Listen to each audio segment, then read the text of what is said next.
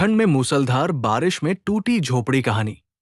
सर्दियों की वो रात बेला पानी गांव पर कहर बनकर उतरी थी। आसमान पर काले बादल ऐसे छाए थे मानो उन्होंने धरती को जकड़ लिया हो। ठंडी हवा के साथ मूसलधार बारिश शुरू हो चुकी थी। हर बूंद शरीर में चुभ रही थी। गांव के आखिरी सिरे पर जंगल से सटी एक टूटी फूटी झोपड़ी में रामदीन अपनी 12 साल की बेटी गौरी के साथ बैठा था। झोपड़ी मिट्टी और फूस की बनी थी, जिसकी छत कई जगह से उखड़ चुकी थी। बारिश का पानी टपक कर अंदर गिर रहा था और जमीन कीचड़ में बदल चुकी थी। रामदीन की पत्नी 5 साल पहले चल बसी थी। तब से वही मां भी था और पिता भी। दिन भर मजदूरी करके वो किसी तरह पेट पालता था।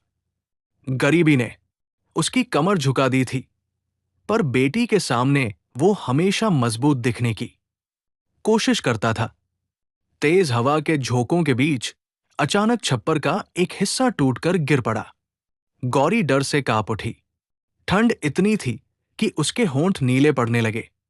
बाबा, मुझे ठंड लग रही है, उसने सिसकते हुए कहा।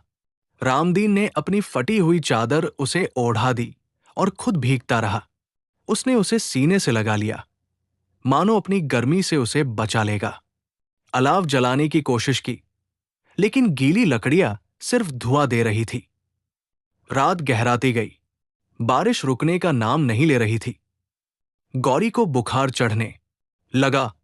रामदीन का मन डर से भर गया। उसे अपनी पत्नी की बातें याद आईं। मुसीबत में इंसान ही इंसान के काम आता है। उसने पूरी ताकत से मदद के लिए आवाज लगाई, पर बारिश में आवाज दब जाती थी। तभी दूर से किसी के चलने और कुत्ते के भौंकने की आवाज आई।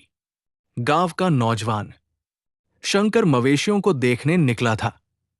टॉर्च की रोशनी में टूटी झोपड़ी देखकर वो दौड़ा। कुछ ही देर में गांव के और लोग भी आ गए। रामदीन और गौरी को सरपंच के घर ले जाया गया।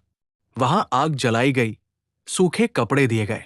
गौरी को दवा मिली और उसकी हालत सुधरने लगी। सुबह तक बारिश थम चुकी थी।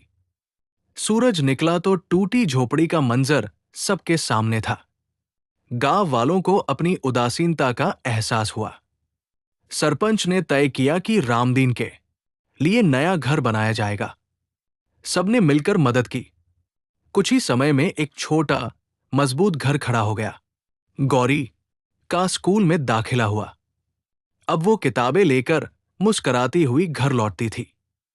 रामदीन जब नए घर की छत की ओर देखता तो उसकी आंखें भर आती।